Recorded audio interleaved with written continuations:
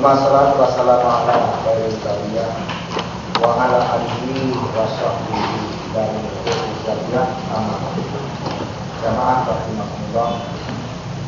Syukur yang biasa kita berikan kepada Allah SWT yang telah memberikan banyak nikmat, yang adalah nikmat dasar setelah asariku dan juga nikmat tadi sana lipat bisa ikhlas. Kalau berusaha tak lupa juga mari sama-sama kita kepada Allah SWT. Semoga limpahan pada Nabi kita Muhammad sallallahu alaihi wasallam beserta keluarganya dan sahabatnya dan juga para penyambung kepada beliau yang Al-Fatihah. Bismillahirrahmanirrahim. Alhamdulillahi rabbil alamin arrahmanir rahim maliki yaumiddin. Iyyaka na'budu wa iyyaka nasta'in ihdinas siratal mustaqim siratal ladzina an'amta 'alaihim ghairil maghdubi 'alaihim waladdallin. Dan semoga kepada kedua orang tua kita, kakaknya kita, semua guru kita dan gurunya kita juga orang-orang yang berjaga dalam kaum muslimin. A'udzu billahi minasyaitonir rajim. Bismillahirrahmanirrahim. Alhamdulillahi rabbil alamin arrahmanir rahim maliki yaumiddin. Iyyaka na'budu wa iyyaka nasta'in ihdinas siratal mustaqim siratal ladzina an'amta 'alaihim ghairil maghdubi 'alaihim waladdallin.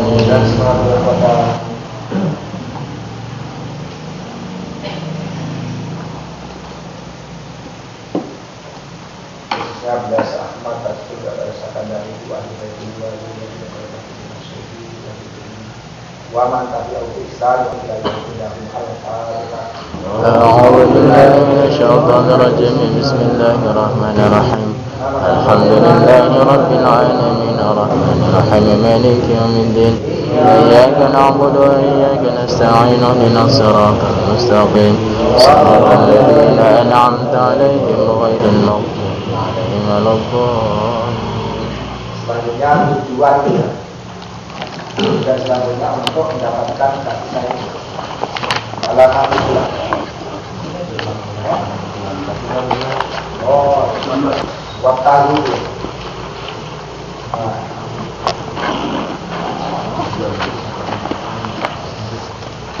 Paling bawah.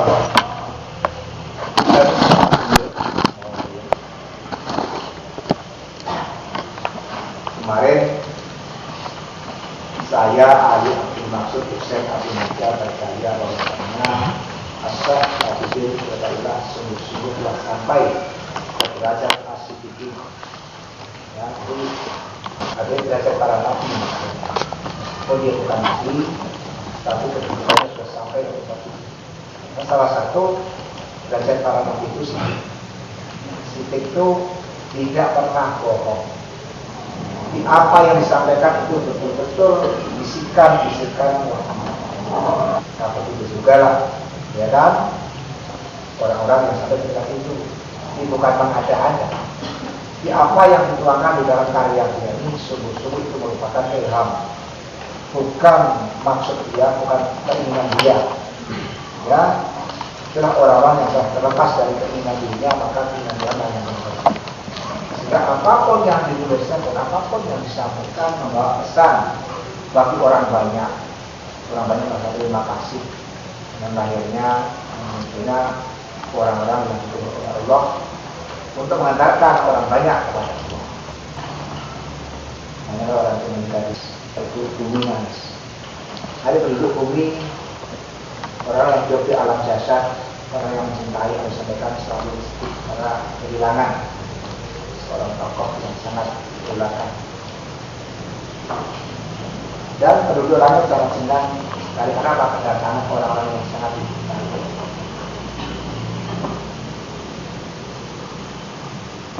Ia selalu menyaksikan, ya, ia selalu menyaksikan pelaku yang sesungguhnya dalam amal soleh. Maksudnya dia selalu menyaksikan amalnya Allah. Ya, kalau beliau tetap penuh, ya, kata harus menjadi keadaan yang stabil, terus ya, dan tidak pernah surut lah maksudnya. Nah, Beda dengan kita, mungkin kadang-kadang kita fokus pada kita, kadang-kadang turun. Ya, kadang-kadang banyaklah naiknya daripada turunnya, kadang-kadang banyaklah turunnya daripada itu ada aja di bawah derajat sedikit. Ya, jadi kalau mereka rata-rata dengan standar ya, maka derajat para nabi pada saat itu selalu naik, ya, bukan turun. Meskipun pada posisi menurun, ya, tugas menurun dan sebagainya, memang alam banyak, susah, tapi yang tadi tetap naik, ya. Jadi mereka antara makom tarofi naik dengan makom tadari tidak terpisah. Meskipun dengan orang banyak, ada makom tadari, posisi masyarakat banyak, tapi hati dan jalan terpaut, ya, ke alam lahut. Itulah yang kita harapkan. Kita masih kali ini sekurangnya kita mendapatkan berkah, ya. Itu dengan demikian tidak akan sudah hilang apa yang disampaikan harus didapatkan oleh para nabi dan nabi.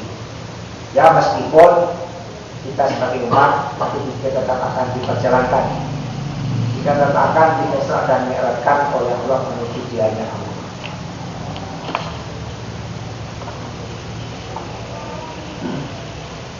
Yaitu hanya Allah Isra dan Mi'raj itu hanya merasakan hadirnya Allah.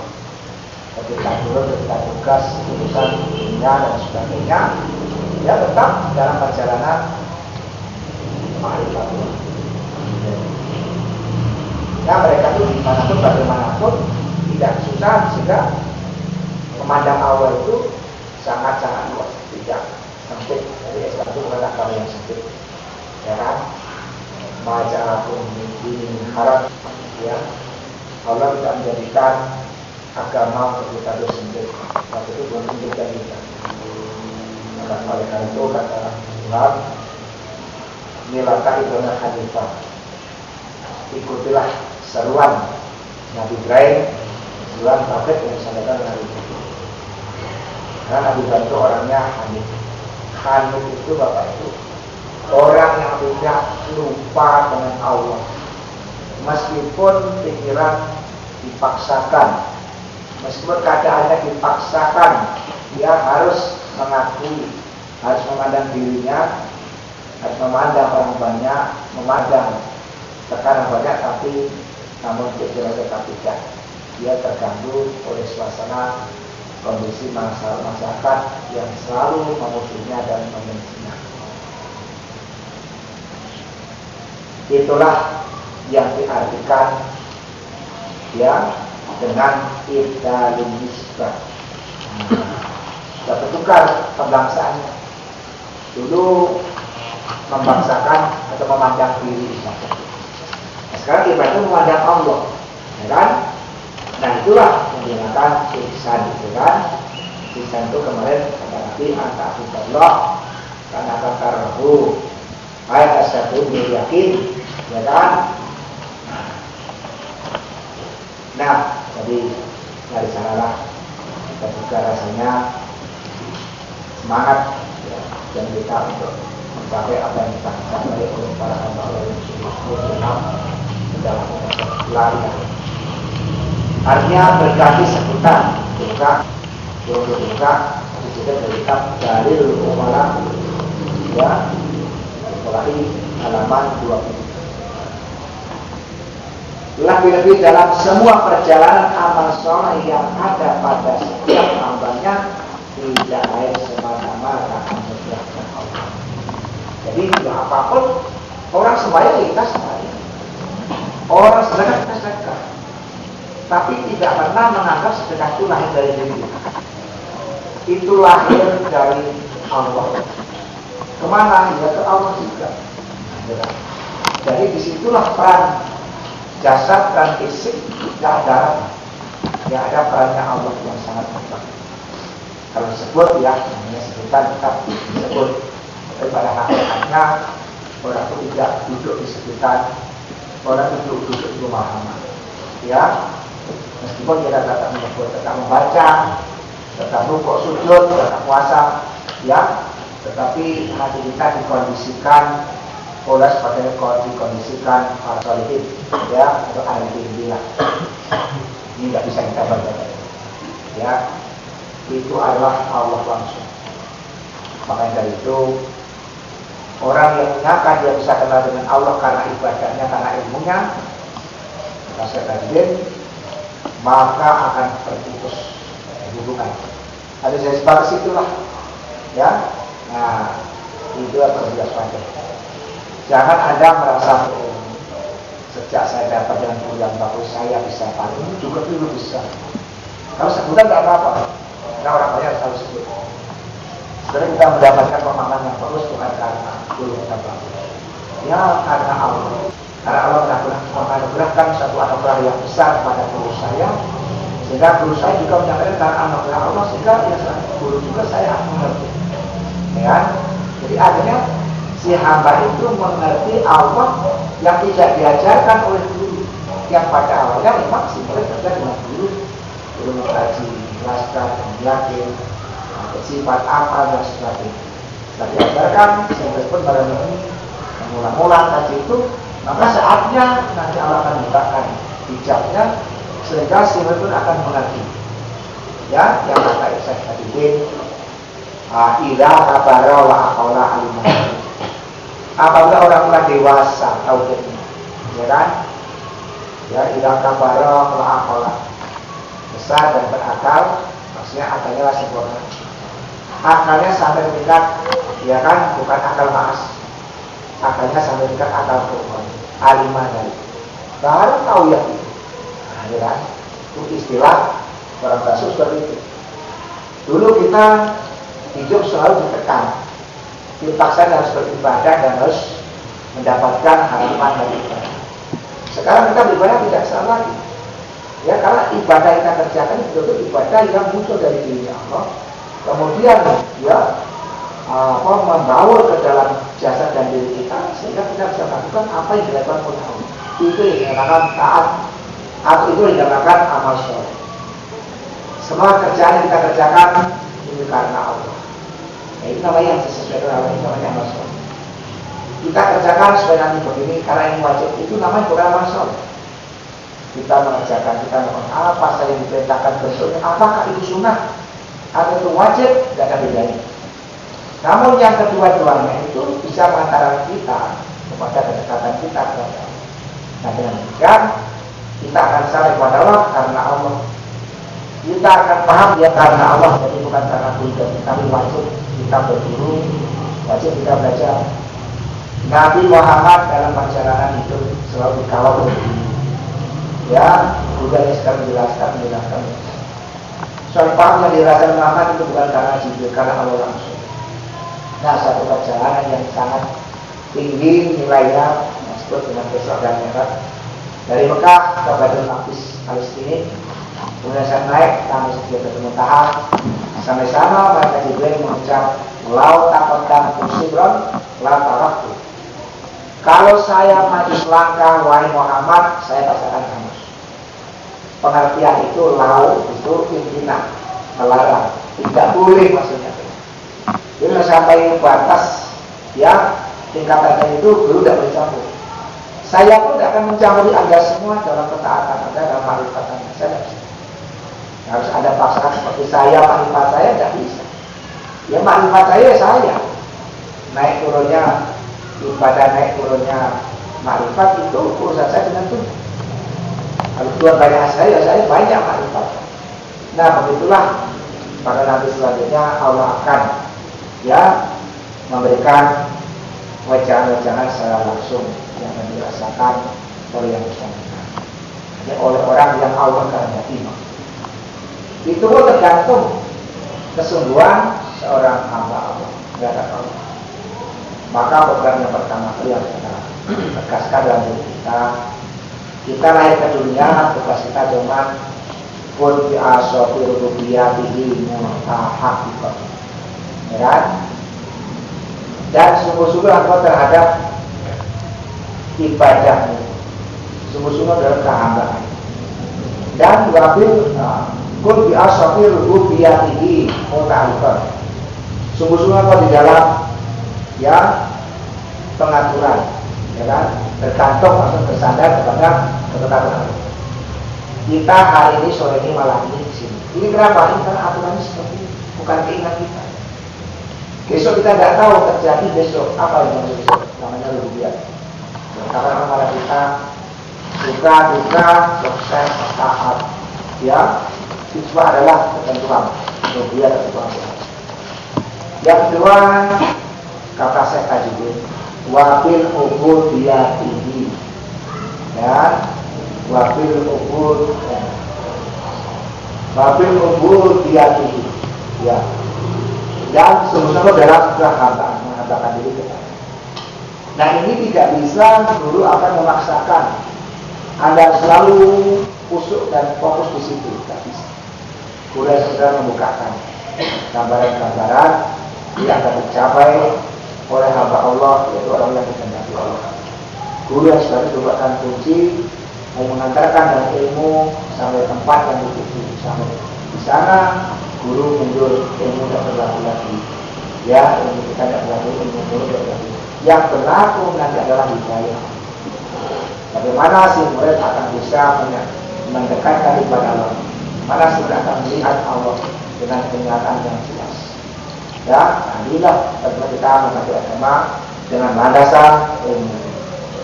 Dan ilmu yakin itu kan seorang murid akan bisa menyaksikan Allah langsung. Dalam hal ini tidak ada jarak antara diri dan Allah.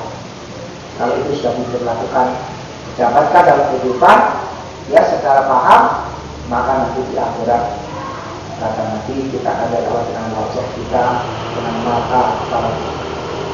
Ya, maka dari itu melihat Allah di dunia dan di dunia ini.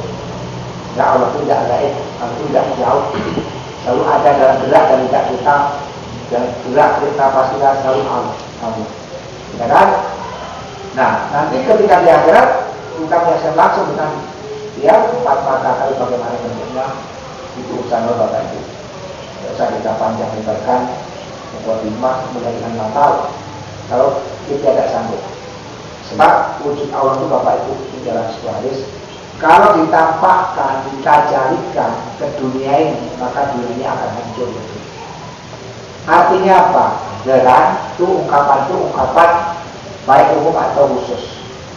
Kalau Allah mentajalikan sifat keagungan pada hati kita, maka seseorang akan lebih. Ya kan? Laksana bagaimana kekuatan cahaya matahari yang kita bisa perkenalkan. Ya kan?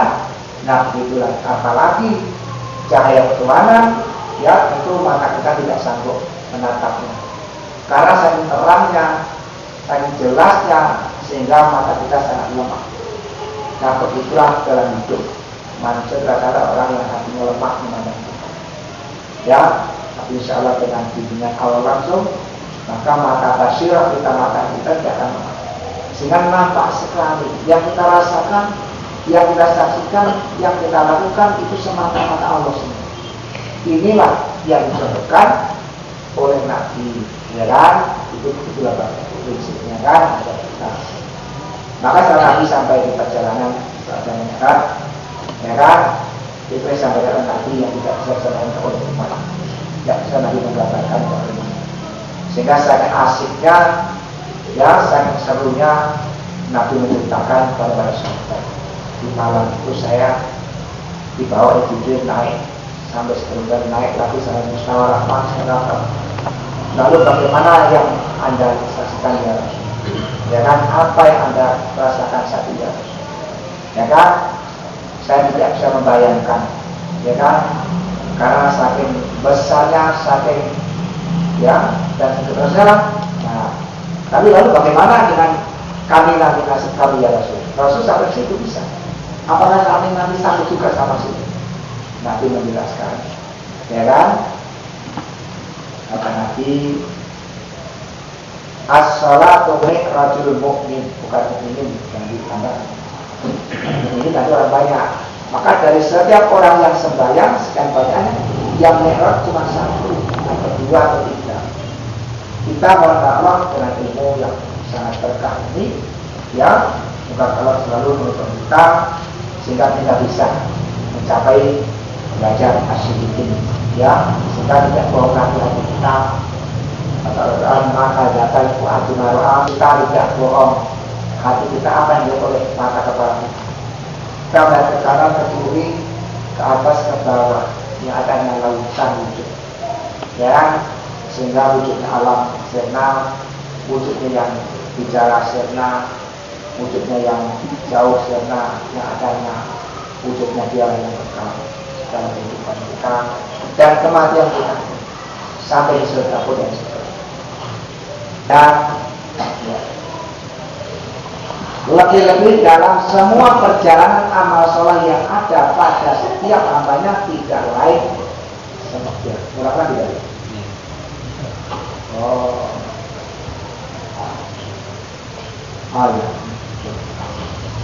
Anugerahnya sandaran yang valid yang betul atau pegangan ya, atau keyakinan yang benar bersandar kepada yang memberi bukan kepada pemberiannya. Nah inilah isyarat dari perjalanan Nabi Mekah ke Madinah namanya hijrah. Jadi tiap hari itu kita dituntut hijrah ya, jangan sampai kita tidak hijrah. Siapa yang tidak hijrah maka dia akan ya akan kena hukuman yang namanya mendolimi. Orang yang tidak mau hijrah dulu dari Mekah ke Madinah dengan segala macam alasan. Ya alasan dulu orang itu ya kami tertinggal di Mekah, ya kan, tidak mau hijrah. Kata Tuhan, apakah ya kan bumi Allah itu tidak luas, maksudnya Madinah. Nah jadi orang itu tadi di zaman itu kalau mati dia tetap dalam keadaan mendolimi diri. Di Aladina kata dari muslim kalau ya lima ya kan orang-orang yang diwafatkan oleh malaikat dalam keadaan bermimpi malaikat berkata ya lima betul kenapa kamu begitu misalnya pernah ya dahulu kami ya di bumi Mekah apa tidak tahu kamu harus melepaskan atau lepas maksudnya kita ya, jadi jangan sampai itu nanti terkena oleh kita bapak. Jadi orang banyak nanti tidak mau hijrah kan? Jadi kita dituntut hijrah dari alam ya memandang yang buat sakit, dari sakit membuat yang buat sakit, dari sehat pada yang buat sehat, jangan pandang sehat, pandang yang buat sehat, dari miskin ya memandang yang buat kita miskin, dari rugi yang buat kita pandang itu ya, sehingga tidak ada alasan-alasan yang merintang kita untuk ya mendekatkan diri kepada kita.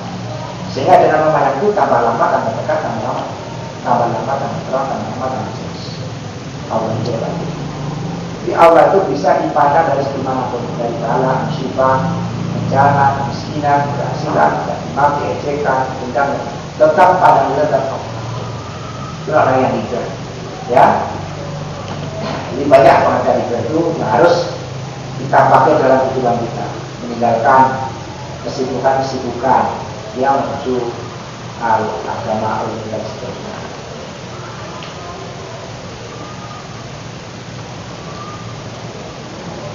Yang demikian itu merupakan tingkatan ihsan ya, yang tertinggi dan bukan sekedar iman dan Islam. Jadi hijrah itu merupakan tingkatan ihsan. Ketika kita mengangkat takbir, ya, yang diingat apa? Karena iradatu harakatu Allah. Tapi angkat takbir Allah ini lagi ada yang berbeda. Nah inilah yang dinamakan ihsan itu. Yang dinamakan berbeda itu seperti itu. Sholat puasa meskipun dikerjakan, tetapi kalau hati dan tidak sampai kepada Allah, apa artinya sholat? Apa artinya banyak ibadah? Makanya ilmu banyak, kedudukan tinggi, jabatan tinggi, tapi di ujung perjalanan tidak sampai mengenal Allah apa? Apa yang kita banyak mengerjakan ibadah Allah, tapi hati dan tidak pernah sampai kepada Allah tidak ada. Jadi hijrah itu tetap dilakukan di setiap keadaan pun, kapanpun, dimanapun. Dengan ibadah juga harus hijrah, dengan menghadapi usaha dan tadi ya, semua harus belum berangkat bukan karena memandang usahanya rame, tetapi pandang karena Allah semua itu terjadi tanpa Allah tidak akan terjadi. dinamakan ihsan yang tertinggi. Yang disyaratkan oleh ahli hakikat, siapa orangnya yang telah memahami kesejahteraan Islam, ya, bisa dipastikan ia tidak mampu mengada-ada suatu amal apa saja. Jika orang sudah memahami kesejahteraan Islam, bukan Islam, hakikat Islam, ya kan benar. Tapi tauhid pasti, ya, kemarifat, dipastikan dia tidak berani mengada-ada. Oh, saya tadi malam sembahyang tahajud, itu namanya mengada-ada. Ya, kemarin saya ngajar di sana, ngajar di sana, ngajar di sana. Itu namanya mengada-ada, itu dosa besar. Tidak pernah kita dengarkan, tidak pernah kita saksikan bicara itu bukan dosa besar. Merasa punya ibadah itu dosa besar, tidak pernah orang mengatakan itu justru bagus.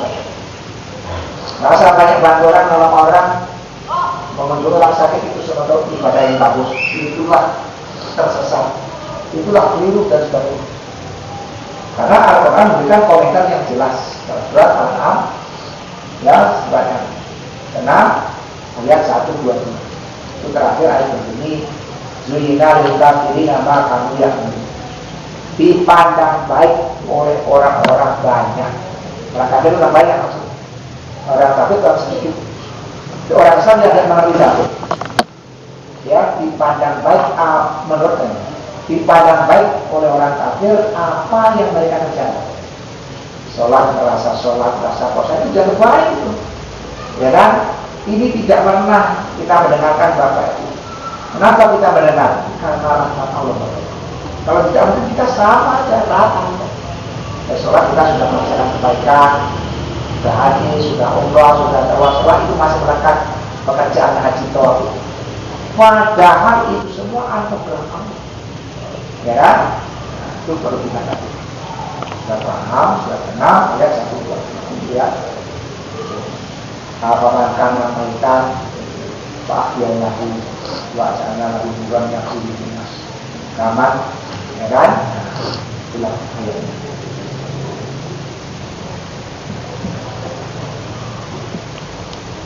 Kemudian, ya,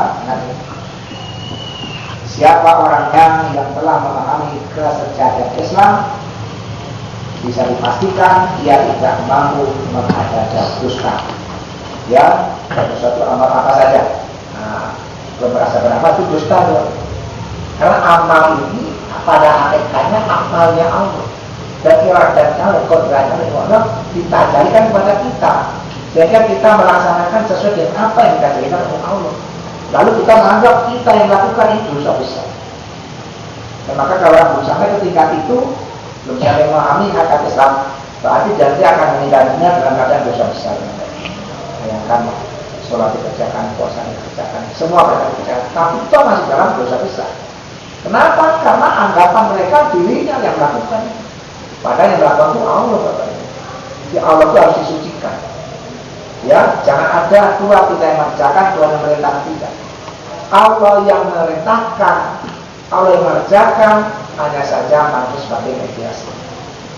Dan hakikatnya yaitu Allah sendiri, tidak ada di dalam. Makanya Allah mengatakan, "Kulilah, ucapkan saja Allah, tumadadu." Dikau dan kemudian biarkan, ya, yang lain tidak usah kamu anggap, ibadah kamu tidak usah kamu tanggapi, rajin kamu tidak usah kamu tanggapi, tidak usah kamu merasa rajin, tidak usah kamu merasa berjasa, tidak usah kamu merasa banyak amal, tidak usah kamu merasa paham aja. Namanya hijrah, hijrahnya hati ke Tuhan, ya. Kalau hijrahnya fisik, ya dari Mekah ke Madinah. Meskipun fisik kita tetap hijrah ke asal dari rumah ke sini, dilengkapi dengan hijrahnya hati ke Tuhan, ya kan? Ini perjalanan yang sangat jauh, tapi sangat cepat, yaitu perjalanan menuju ujung Allah. Lewat jasa kita, fisik kita tidak masalah, memang itu kenyataan, ya kan? Semua itu akan mengantarkan kita kepada ma'rifat yang sebenarnya. Kalau ma'rifat, dia pasti tidak berani mengatakan saya lakukan, saya bisa mengatakan, ya kan? Ini yang perlu diwaspadai. Karena umat Islam rata-rata tertipu dengan makna simbolistiknya. Sholat semua dikerjakan perintah, sudah semua dikerjakan sudah, besok kerjakan lagi, besok tolong lagi, terus dari hari-hari selalu dirinya tampil paling depan. Padahal itu ya wawarnya adalah al-haq, ya kita ini kolak makhluk tanpa al-haq tidak mungkin ada kolak, tanpa iradah tidak mungkin ada kehendak, ya kan? Maka jangan kita memandang makhluk, pandanglah al-haq selalu. Kemudian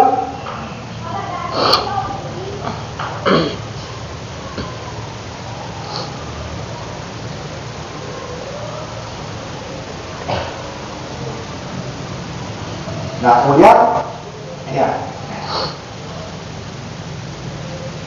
Dan barang siapa yang telah sampai ke derajat iman, ya imannya sebenarnya pasti ia tidak mampu bersandar, ya bersandar berpegang, ya kepada amalnya. Kan kebanyakan orang bersandar kepada amal. Sebenarnya kalau sudah beramal itu rasanya sudah dapat imbalan dan sudah senang bisa beramal, karena bisa beramal. Sekarang bahkan ini beramal sampai ada kalimat, dulu ini aku ini berat beribadah, sekarang aku kok gampang beribadah. Nah, itu namanya bersandar. Padahal dulu aku belum mendapatkan hidayah Allah, aku sulit dan beramal. Kalau berikan hidayah kepada saya gampang sekali kalau beribadah. Itu boleh kan maksudnya.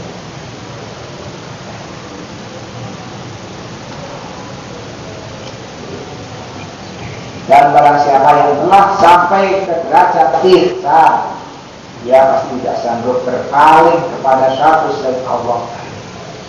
Ini kata Nabi, lau ta'lamu ma'a'lamu, ya kan? Kalau kamu tahu apa yang kurasakan, ya, semua biru jannah, ya, kemudian kamu dipaksa untuk masuk surga, ya kan? Pasti kamu tidak mau, ya kan? Kalau orang sudah sampai ke derajat ihsan, dia tidak akan berpaling, tidak akan lagi membutuhkan yang lain. Jadi derajat ihsan itu Bapak Ibu derajat yang melepaskan manusia dari berpaling kepada selain. Orang masih mengharapkan, ya, masuk surga, mengharapkan diampuni dosanya, ya kan? Boleh-boleh saja, ya. Tapi ingat, dosa itu tidak bisa dilepas karena harapan. Dosa itu hanya bisa dilepaskan, dijauhkan dari diri dengan apa? Dengan Allah. Tidak bisa kita Bapak itu akan termasuk dosa kita dengan ucapan Allah, tidak bisa. Kita hanya bisa tanpa maafmu, tanpa ampunanmu, kan juga tidak ada artinya hidup itu. Jadi selalu kita merendahkan diri dari Allah. Maka dari situlah Allah yang pernah bermacam-macam, di antaranya dihapuskanlah berbagai kesalahan dan diambil bermacam-macam dosa kita. Ini terpenting, betul kan? Dan barang siapa yang sampai ke derajat ihsan, dia pasti tidak sanggup berpaling kepada suatu selain Allah. Mana yang selain Allah, mana yang ada? Ya, jadi orang arif itu kalau yang bertanya itu arif, jawabnya singkat, ya kan? Pokoknya tidak ada yang tidak aman. Makanya Imam Junaid berkata isi. Kemudian al-halal, saking tingginya derajat misalnya apa kata beliau? Ya, kata beliau, maafil jubati ilallah. Ya, tidak ada di dalam baju ini yang ada hanya Allah. Orang banyak menyaksikan di dalam baju itu al-halal. Jadi al-halal apa? Dihukum oleh massa. Karena orang tidak ngerti agama, jadi alat dianggap menyeleweng, menyesat umat. Dihukumi, diadili oleh ulama-ulama dari zaman itu. Karena zaman itu ulama yang sangat berpengaruh, ulama ahli fikih, ulama ahli belajar. Jadi kalau ada mendengar menyampaikan yang ganjil ini, pasti akan diadili, ya kan? Nanti akan disidang dan diteruskan perkaranya, lalu dibunuh dan dipotong. Macam-macam bunuh umat. Ya, maka hal ini sangat harus kita jaga. Jangan sampai kita buka di mana-mana. Karena orang lain nanti akan menghakimi kita sebagai penyesat umat. Akhirnya nanti jangan tempat ibadah kita dibubarkan. Ini lost.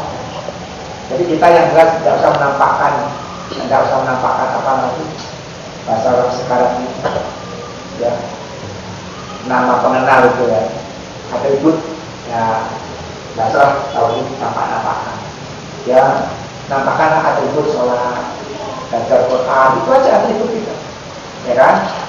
Jadi kalau internet apa biasa aja ngumpul-ngumpul, ya, baca Quran, baca mengajar Al-Quran, jangan lebih dari itu bicara, ya kan? Kalau toh memang orang pun akan terpanggil, dia pasti akan mengikuti. Tapi kalau tidak akan terpanggil, maka dia bacakan. Kita jawab itu jawabannya benar. Jangan dibujuk-bujuk, jangan diharapkan agar mereka ikut seperti saya, jangan. Ya, karena apa? Muhammad itu mengharapkan umat tidak pernah dicaya. Tapi Tuhan tidak. Ya, kalau aku tidak menghendaki bagaimanapun dengan kamu mau tidak akan sampai. Ya kan? Itu nanti sudah dikasih gambaran seperti itu.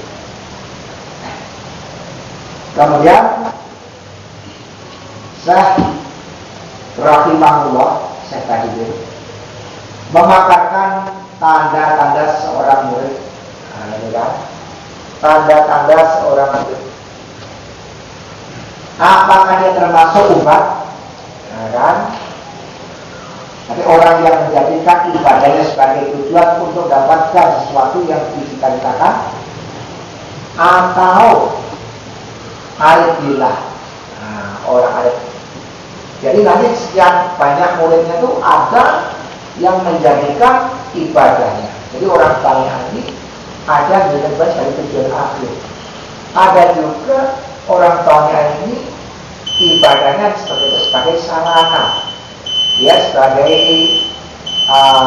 formalitasnya saja, ya kan? Nah, ini yang terjadi seperti itu.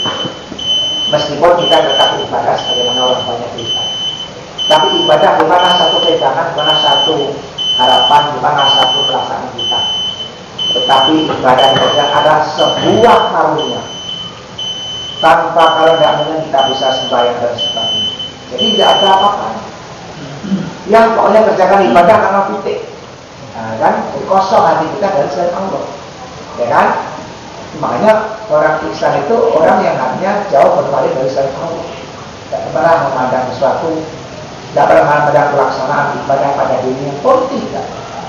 Ya, inilah harapan kita ke Tuhan agar kita tercapai dengan baik, sehingga apa yang kita kerjakan meskipun kita itu kita urusan cari duit dan tidak jadi masalah, ya kan?